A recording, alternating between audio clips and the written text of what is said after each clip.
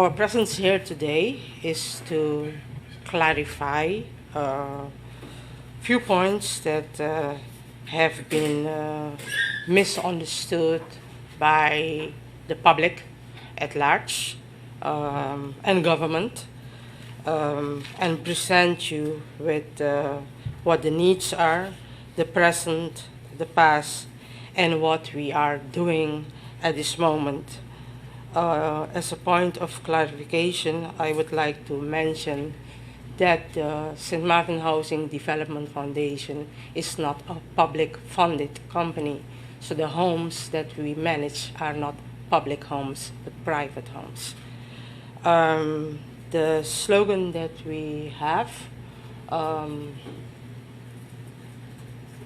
opportunities reimagined, impressive words, as it's our commitment to provide social and affordable housing for the ones that are in need or are unable to provide for social, safe, and affordable housing on their own.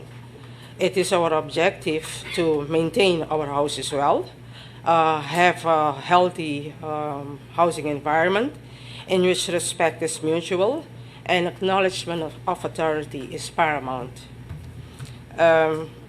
While government is subsidizing 318 row houses in our housing community, the St. Martin Housing Development Foundation, again, is not being funded by the government and is self-sustainable.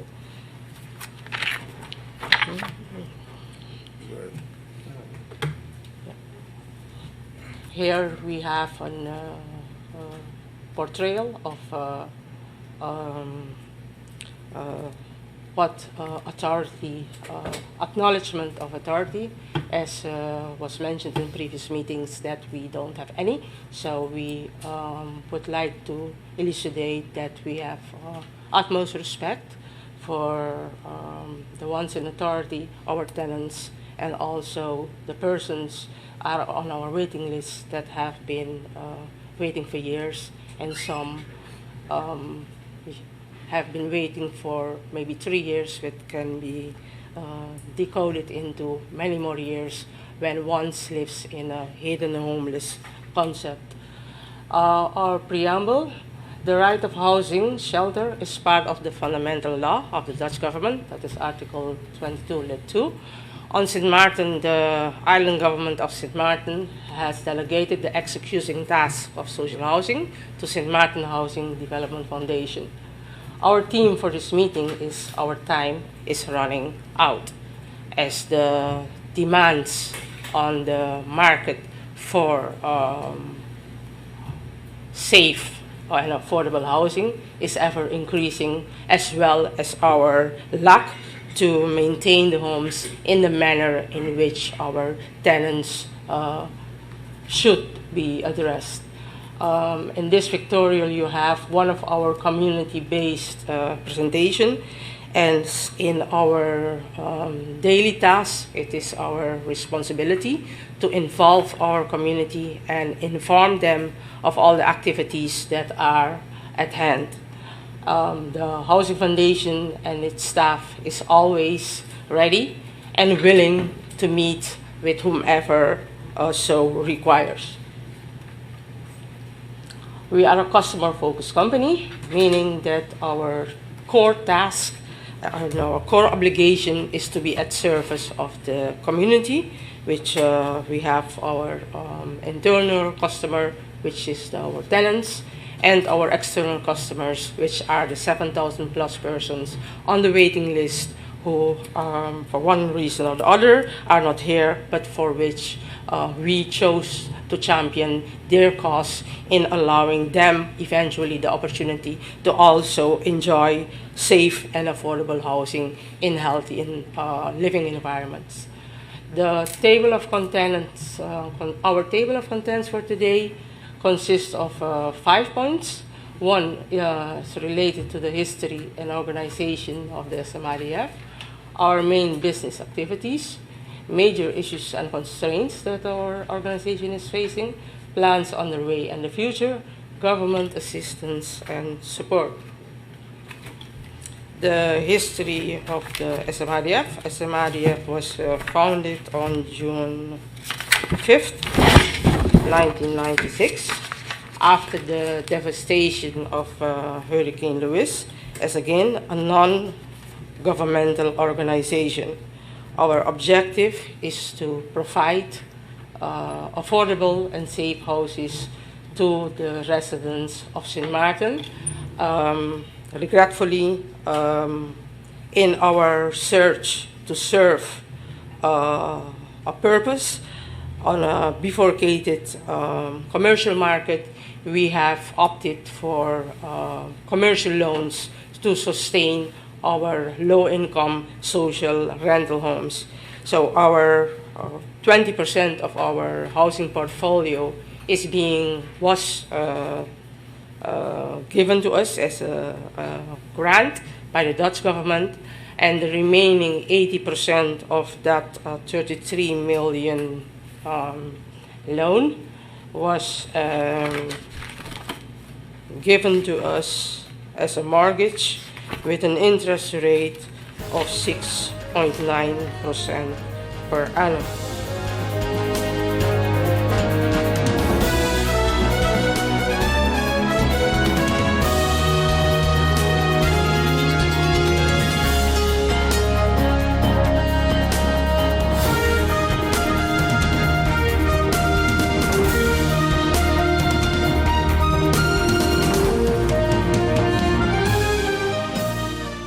GEBE has been faithfully serving the communities of St. Martin, powering your home and our economy.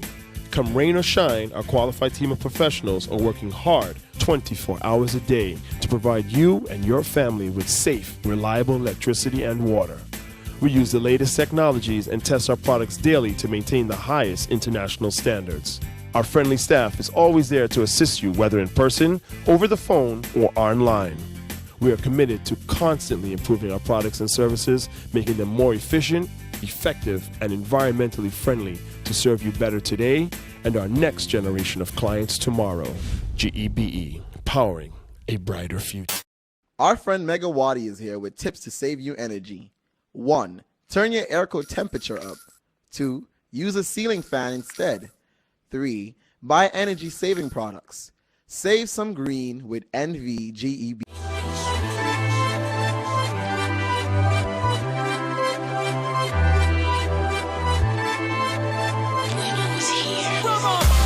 Tell me what it is about the carnival that got us traveling all over the world, searching for that one special feeling. Tell me that. So tell me what it is about the carnival that have the people getting on like animals. I see the people jumping and waving, people from around the world anticipating we. Carnival is the place for you and me, and everybody jumping up in unity.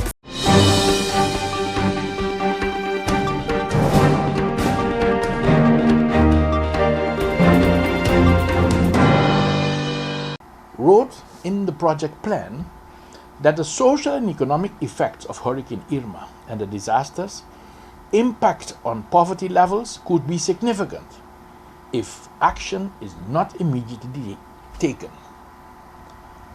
So, in the absence of a national poverty line for St. Martin, the United Nations Development Programme benchmark for poverty is based on a minimum wage developed in 2015. This benchmark indicates that 27% of the households in St. Martin, which is approximately 3,762 households, are poor, and that they live on a revenue at or below the minimum wage, which is 1,530 guilders, or approximately $850 a month, according to the figures of 2017 that the World Bank has provided. The benchmark for poverty of the households in 2014, developed by the Dutch Nibud Institute in the Dutch Caribbean islands of Bonaire, was 75% in 2011 and 94% in 2015 for St. Martin. This benchmark was based on a combined household income of less than 4,000 guilders, or $2,222 a month. This was 13,000 households. So based on international experience, the World Bank wrote that the poorest and the most vulnerable groups are likely disproportionately affected by the disaster, including St. Martin's large number of female-headed households. And they provided a figure of 38.7% of all the households that are female-headed. So a lot of families depending on the income of women post-hurricane. So that was the reasoning for the Emergency Income Support and Training Project that started in 2018. It had to provide temporary income support for those families, the so-called stipend of 1,000 guilders a month, and it had to improve the employability of the affected workers, especially targeting two sectors, the construction sector and the hospitality sector. An amount of $20 million was targeted and set aside for this program. According to the progress report of the World Bank of December last year, the project has made substantial progress. The project has disbursed $14 million, which represents 62% of the total grant and the proceeds. That's the first way of the World Bank to measure the success of the program. They targeted over $20 million. They have already spent $14 million. So they say that they have already achieved quite some of the objective of the program.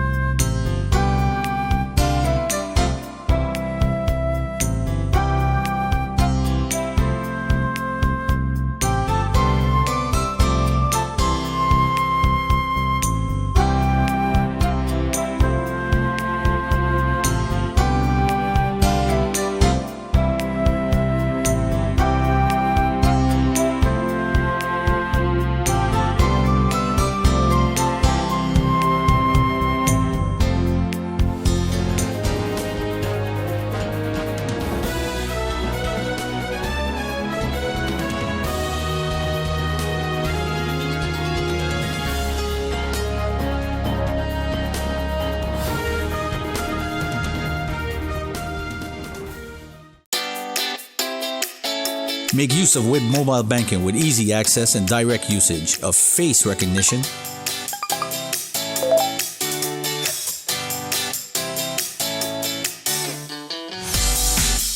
PIN code,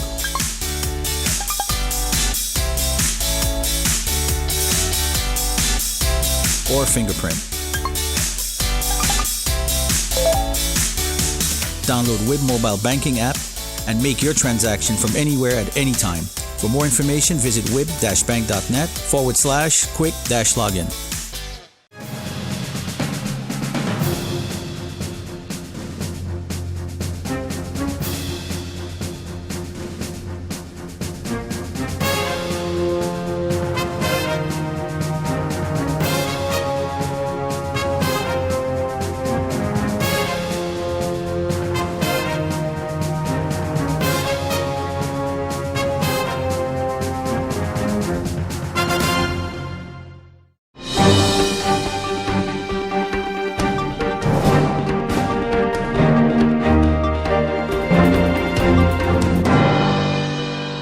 Welcome the director of the Phillipsburg Jubilee Library to come to do the official welcoming address. Black History Month awareness.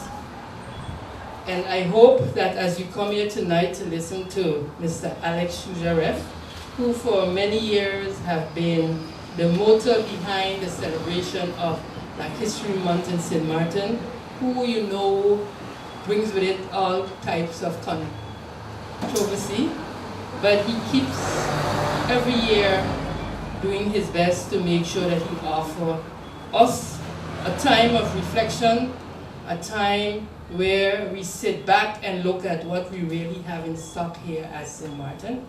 Because too often, as you may have heard me said before, too often we are so busy that we don't take time to really honor our own people, to really acknowledge what we are doing as a people, and to also support each other. Now, Mr. Sujaref is no stranger to PJL, Phillipsburg Jubilee Library. It's my pleasure to stand before you this evening and share a couple words with you, letting you exactly what you know already, because you are the one who have made the Black History celebration that we have been doing for the last 29 years popular. If you didn't come out to our event, and I know some of you, sometimes I see the faces of those who have been there from the first one to where we are today, 29 years. When I was WhatsApped by Glenda to do this talk, I said, for sure, I don't see no reason why not to share our little journey on the Black History celebration with the people of St. Martin. Things that you know already, but it would just be a reminder. However, I need to share a joke with you, a little joke that started with us back in 1987. And we had get it started in 1987 when we tried, it would have been like 33 years old today. But unfortunately, in 1987, the St. Martin Educational Cultural Organization, SMICO, started the Black History program, and we said, well, we're going to keep a conference like of this nature, and we were going to do it at the Cultural Center at Sandy Ground. We invited a guest speaker from the University of the Virgin Island. That time I think it was the College of the Virgin Island. And not even him didn't show up. Two people showed up at that discussion. I can remember one, well, I can remember both of them. One was Miss Gums from Sandy Ground, the police Paul mom, and the other one was Miss Jenny Piper. Those are the two ladies that show up along with the SMICO members. That to us was like, okay, people are interested in hearing about Black history in St. Martin. So for the next 3 years, we put it on pause. And then in 1990, Mandela was released from prison and the whole thing changed. When Mandela was released from prison, the SMICO organization was in Europe. We were invited to a conference at the European Parliament where they were discussing the remaining colonies of the world, and St. Martin being a colony, both sides. We were representing St. Martin. And we petitioned then the European countries to let us free. And we still petitioning the European government to set us free. However, that weekend, Mandela was released from prison. Everybody got excited. I don't know if you guys remember that Sunday afternoon when Mandela was released from prison. Everybody was glued to the television. Everybody was chanting and shouting. And everybody, even if you couldn't sing African, you were singing the national anthem of South Africa, which then became the national anthem because it wasn't the national anthem then. You were singing, you was praising and clenching your fists and saying Free Mandela, and you was happy, and it brought a real joy. And we recorded the whole thing. I was with the Radio St. Martin at that time, and so it wasn't in existence yet. And we decided the following year to replay those recordings from Mandela. By this time, I think the people was a little more receptive to the idea to do things for Mandela, because people had understood that this gentleman stayed in prison for 27 years. And when I say stayed in prison, he was in prison, and he didn't choose to be in prison, but he was in prison because of his views And when he was offered conditions to be released, not to do politics, he refused to take the conditions and stayed in prison for 27 years. So we could have related to that, and a number of us had became Mandela friends.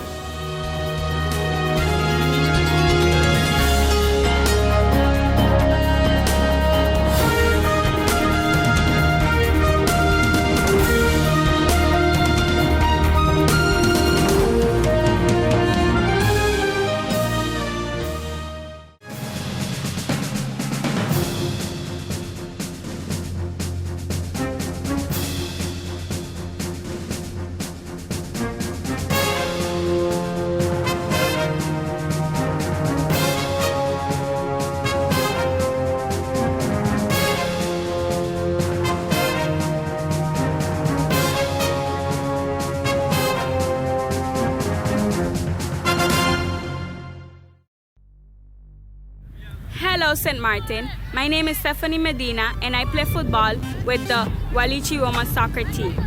I have represented St. Martin in many different games. For example, the Dutch Caribbean Women's Soccer Cup. I played against Bonaire, Aruba, and Curacao right here in this stadium.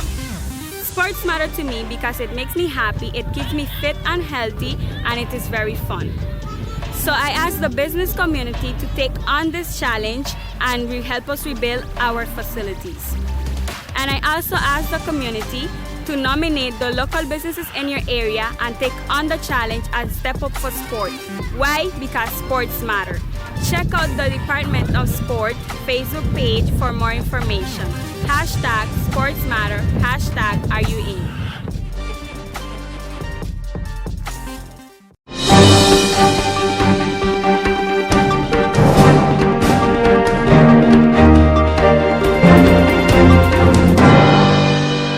My first question is for Minister Idion.